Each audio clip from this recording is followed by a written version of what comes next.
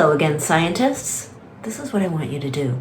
I want you to take your hands, put them on your cheeks, feel the temperature. Then I want you to take your hands, put them together, and rub them together as fast and as hard as you can. Rub, rub, rub, rub, rub. Hard, hard, hard. Fast, fast, fast. Harder, harder. Faster, faster, faster. And then put them back on your cheeks. Do you notice a change in the temperature? And then I want you to close your eyes. And I want you to imagine that you are riding your bike and you have reached the top of a very steep hill. Very steep and very smooth. And now you're rolling down the hill. Rolling, rolling. Smooth, smooth tires. You're gaining speed, you're gaining speed. And as you get to the bottom of the hill, oh no! You hit a rough spot of sand. What's going to happen to the speed of your bike? What's going to happen to the motion of your tires?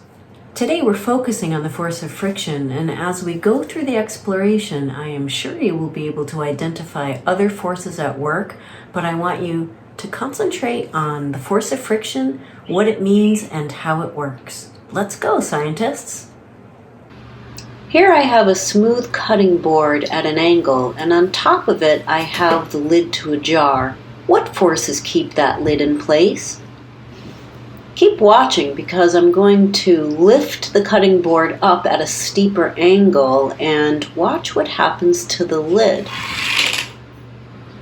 What keeps the lid in place? It doesn't begin to slide until a certain point or a certain angle. How come?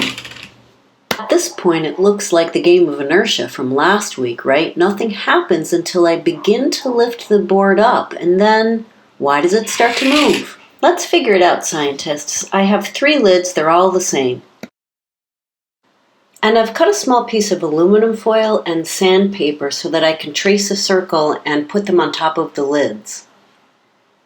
I used a little piece of tape to secure the sandpaper, and with the aluminum foil I just folded it up around the edge of the lid. And then I took a little piece of tape to mark plane, foil, and sandpaper so I could keep track of which lid was which as it slid down my smooth cutting board. Let's watch that. Let's just watch and see what happens. There goes foil. What about plane? What about sandpaper? How long will they hold on? They're still holding. Who's it gonna be? Plane or sandpaper? Still holding. Still holding. Ah, there goes plane followed by sandpaper. Let's watch it one more time, scientists. There goes foil, followed by plane. Sandpaper is still holding on. Still holding on. It's incredible! Sandpaper! And it goes. What forces are at work here, boys and girls? What is it that keeps them in place before they begin to slide down? What forces are at work? Can you explain it? What is it about the sandpaper? That's a pretty easy and fun way to set up an exploration of friction. And as usual, if you don't have the things that I used, don't worry about it, right? You don't have to have this kind of a lid. I am thinking that you could use a plastic lid. Really, the thing that's important is that you have 3 of the same. I found these coasters. I don't know if you have coasters in your house, but you could use these as long as it's 3 things that are the same. And then you can use a variety of materials to cover them with.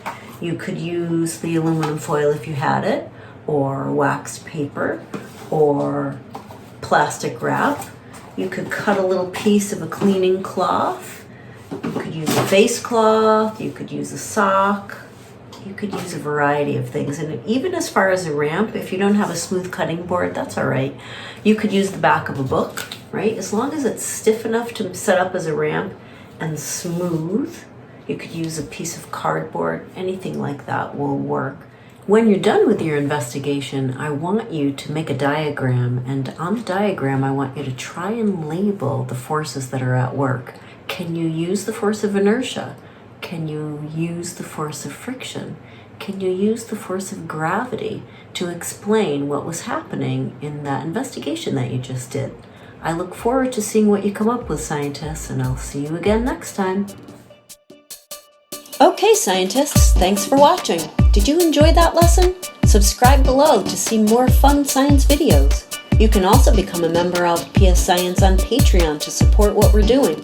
See you next time.